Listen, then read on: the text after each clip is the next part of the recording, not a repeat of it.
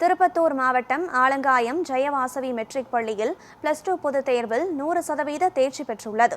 திருப்பத்தூர் மாவட்டம் ஆலங்காயம் பகுதியில் இயங்கி வரும் ஜெயவாசவி மெட்ரிக் மேல்நிலைப் பள்ளியில் +2 பொதுத் தேர்வு எழுதிய 83 மாணவ மாணவிகளும் தேர்ச்சி பெற்றனர்.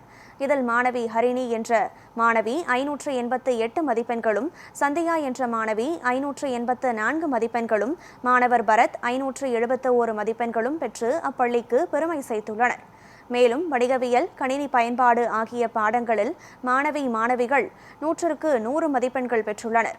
அதிக மதிப்பெண்கள் பெற்ற மாணவ மாணவிகளை பள்ளியின் தாளாளர் GT ரவிக்குமார், செயலாளர் முனிவேல், துணைத் தலைவர் இந்திரநாத், முதல்வர் சுகுணாதேவி மற்றும் பள்ளி ஆசிரியர்கள், பெற்றோர்கள் மற்றும் ஜெயம் அறக்கட்டளை உறுப்பினர்கள் இனிப்புகள் வழங்கி வாழ்த்து தெரிவித்தனர்.